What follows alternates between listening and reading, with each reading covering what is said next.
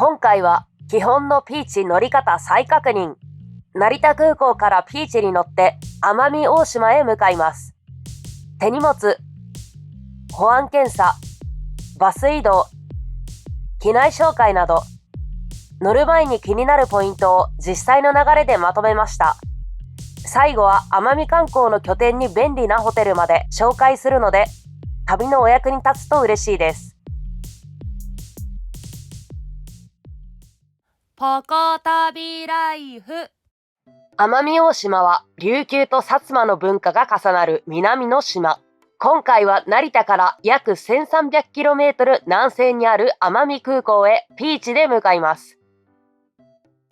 現在5時43分。今日は成田空港から朝7時15分発のピーチで奄美大島へ向かいます。都内からこの時間に成田へ行くのでほぼ始発に近い感覚です。やばい、電車が途中のトラブルで止まった。大丈夫かなと思ったけど、数分で動き出したから安心です。電車で行く場合、予期せぬトラブルがあると空港に到着するのが遅れるかもしれないですね。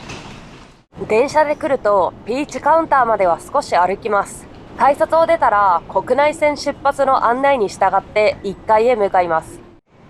ピーチの国内線カウンターは第1ターミナル南側1階、南ウィングの端の方なんですよね。朝早い便でもここまでの移動時間は少し見ておいた方が安全です。この先はピーチのチェックイン、手荷物チェック、保安検査と進めていく様子を皆さんに紹介しますね。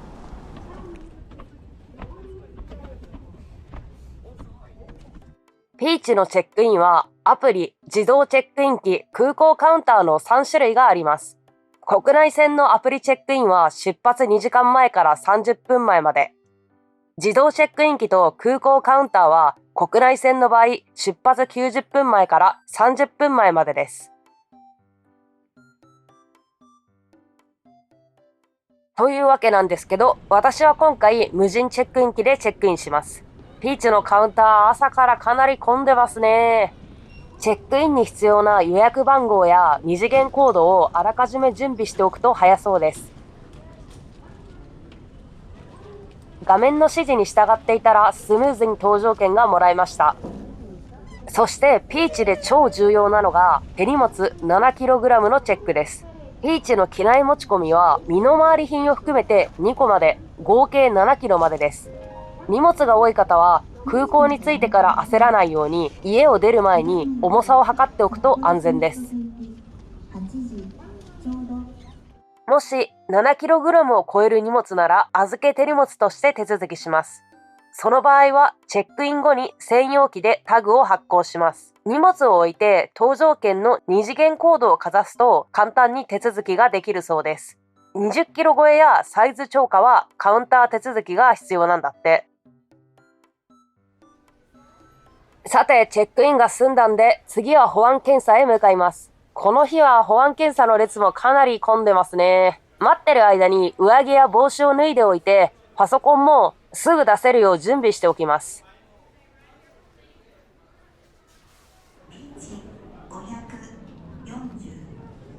約15分ほどで通過できました。搭乗口へ向かいます。この便だと後方の16列目以降から案内がされてますね。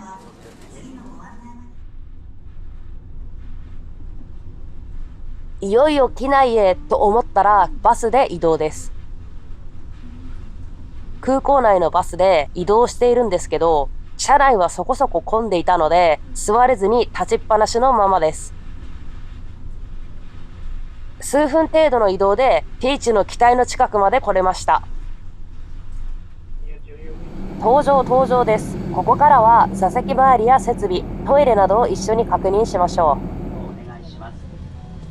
座席は左右3席ずつ33の配列です。通信用の電波を発する。今回の機材は A320200CEO です。座席はレザー張りで LCC らしいコンパクトな感じ。リクライニング機能がないんですよね。座ってみると足元は広々というより LCC 標準的って感じですかね。短距離便なら全く問題ないですかね。テーブルがかなりコンパクトだから大きめなノートパソコンで作業すると少し厳しそう。座席には個人用のモニターもなし、コンセントもありません。ピーチの機内雑誌ちゃんと見たの初めてなんだけど、ラブミとモモモが可愛い。ピーチは機内で食べ物や飲み物、お土産も購入できるんですね。ただ実際に買えるものは要当日確認です。このラムネ子供の時に食べてた。コラボお土産グッズもだし、雑誌もキャラも可愛いピーチですね。購入欲をかき立ててきます。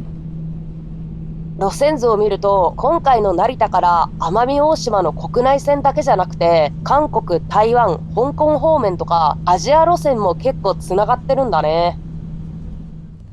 出発前にトイレに行きたい人は先に行くよう案内があったんでやってきました。赤ちゃんのベッド、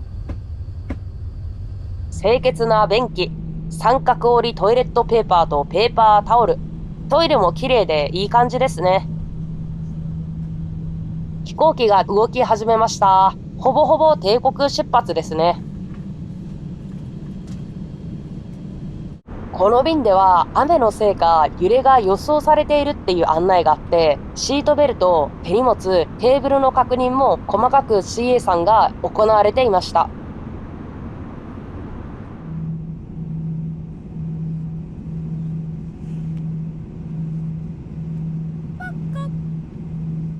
おはようございます。フライト中にジェットコースターのごとく重力がお腹にかかるタイミングもあったんですけど、この揺れはフライトに影響はないとのアナウンスをすぐにしてくださったので心強かったです。手荷物本日は強い向かい風の影響により皆様のご到着が遅れましたことをお詫び申し上げます。はい、外に出てこれました。現在10時21分です。この程度ならほぼほぼ定刻着って言ってあげてもいいんじゃないでしょうか。格安で日本各地、世界各地に連れてってもらえるのはありがたいですよね。空港のロビーまで出てこれました。ここからはバスで名瀬市街地まで移動します。まずは名瀬市街地方面の路線を確認します。ちょうどいい案内がありました。市街地方面は古宿方面行きや平田町方面行きなどがありました。初めてだと終点名で少し迷っちゃうけど、なぜ中心部に行きたい場合は市街地を通るかどうかを見るのがポイントです。今回はホテルニューアマミに向かうのでウエストコート前を目指します。空港から市街地までの運賃は案内板では大人1100円でした。1日の時刻表も載せてくれてますね。よっしゃー、確認ができたんでバス乗り場へ向かいます。奄美は曇り空だとか言ってる場合じゃないや。10時20分発のバスちょうど行ってしまった後ですね。次のバスは10時50分発ですね。空港内のロビーで少し待ってから名瀬方面のバスに乗ることにします。待ち時間がちょっとあるからお土産ショップも軽く見ていきます。奄美らしいお土産も並んでいて、奄美大島感出てきたぞ。大島紬。これいいよね。いつか財布に買うんだ。そして奄美大島といったら、黒うさぎだよね。かわいい。死ぬまでに会いたいんだよな。時間になったんでバス乗り場に戻りました。次は奄美空港から名瀬市街地まで実際にバスで移動していきます。座席は22、ほとんど貸し切り状態で乗れそうですね。1時間ほど乗車します。もうちょっと晴れてたらさらに南国感マシマシをみんなにお届けできたんだけどね。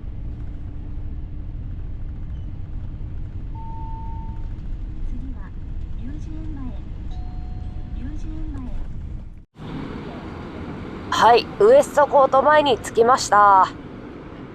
歩いて1分もしないでホテルニューアマミの前まで来れました。こちらが今回泊まるホテルニューアマミです。空港バスからのアクセスも良くて、名瀬中心部にも出やすいっていう立地なんですかね。奄美観光の拠点としてかなり使いやすいホテルだと思います。ビジネスホテルって感じですね。1階にまとまっているアメニティから必要なものを取って部屋へ向かいます。本日の部屋です。全体的にシンプルで、荷物を置いて休むには十分な広さですね。水回りはこんな感じ。洗面所、トイレ、浴室がまとまっています。Wi-Fi 速度は34、普通に作業できそうですね。さて、大浴場もあって最高なんだけど、使う場合は時間をよう確認してくださいね。